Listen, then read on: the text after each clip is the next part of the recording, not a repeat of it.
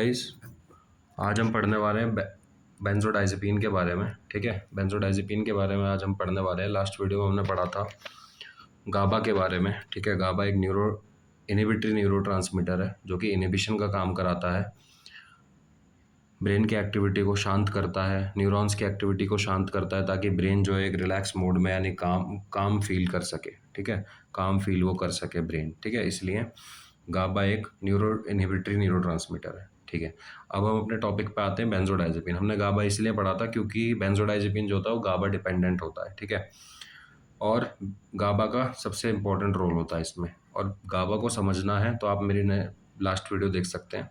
ठीक है, तो बेंजोडाइजेपिन पे आते हैं। तो बेंजोडाइजेपिन जो है एक फार्मेसी में टॉपिक है। ठीक है, जो कि बहुत जगह बेंजोडाइजेपिन देखने के लिए हमें मिलता है फार्माकोलॉजी में। ठीक है, इसके फंक्शंस हैं काफ़ी मेडिसिन में इसके फंक्शन होते हैं। ठीक है, तो पहला हम बात करते हैं बेंजोडाइजेपिन कहाँ पे एक्ट करता है। तो बेंजोडाइजेपिन एक्ट करता है ऑन गाबा ए रिसेप्टर। ठीक है, गाबा ए रिसेप्टर लास्ट वीडियो में बताया था कि दो रिसेप्टर हैं गाबा के, गाबा ए और गाबा बी। तो बेंजोडाइजेपिन जो है वो गाबा ए पे जाके बाइंड करता है, वो एक्ट करता है। ठीक है, दूसरा कि ये इनहेंसेस इफेक्ट ऑफ गाबा। गाबा के इफेक्ट को ये क्या करता है, इन्हेंस करता है। ठीक है, गाबा के इफेक्ट को इन्हेंस करता है, बढ़ाता है उसके इफेक्ट को और पावरफुल बनाता है। अब इसके मैकेनिज्म ऑफ एक्शन पे आते हैं। मैकेनिज्म ऑफ एक्शन पे, ठीक है, MOA शॉर्ट फॉर्म में लिखा हुआ है।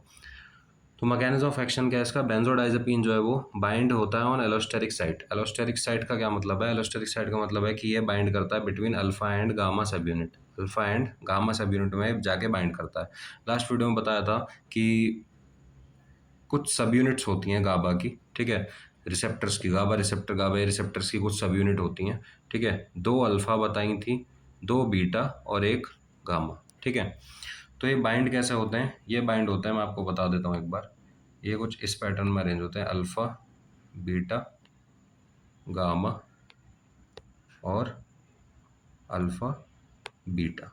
ठीक है, तो जो बेंजोडाइजेपिन है वो कहाँ बाइंड कर रहा है, इन दो के बीच में बाइंड कर रहा है, अल्फा और गामा के बीच में। ठीक है, ये यहाँ पे जाके बाइंड कर रहा है, एलोस्टेरिक साइट पे जाके बाइंड कर रहा है। ठीक है, ऑफ गाबा ए रिसेप्टर की एलोस्टेरिक साइट पे, यानी कि अल्फा और गामा के बीच में बाइंड जाके करता है। ठीक है, इससे क्या होता है, इससे क्लोराइड आयन चैनल ओपन होते हैं।